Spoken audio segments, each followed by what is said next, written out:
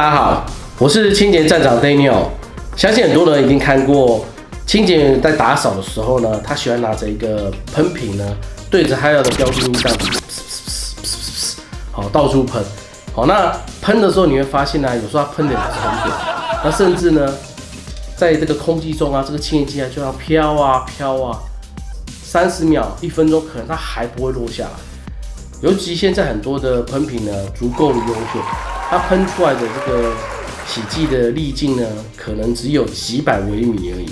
那这样的大小呢，已经足够穿过你的鼻毛，直达你的肺泡。那很多家事同业他会说，哦没有啊，我在做的时候，我都很注重健康哦，我都要戴口罩啊。好，但口罩呢是挡不住清洁剂的，尤其是像口罩也是挡不住酒精的。你在喷洒的时候呢，空气中那个清洁剂呢，它直接可以穿过口罩，一样被你吸到你肺泡里面来。所以喷洒这个清洁剂呢，就是可能不对的方式会造成自己的健康问题呢，也会造成雇主家可能你在喷的时候，旁边有碗盘啊、小朋友啊、食物啊、宠物猫咪啊、狗狗这些，也会造成这个环境的污染。所以说呢，在正确的一个喷洒洗剂的方面呢，其实我们职业都是喷洒在抹布，还有这个菜瓜布上面，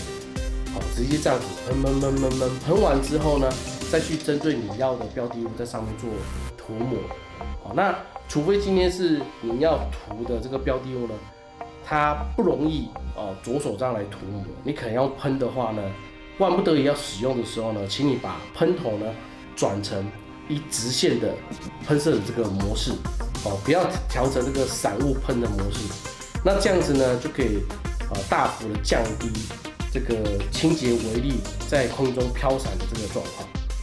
那如果你对这个内容呢有什么其他想法呢，欢迎在下方留言，或是留言给我们私下讨论也可以。谢谢大家。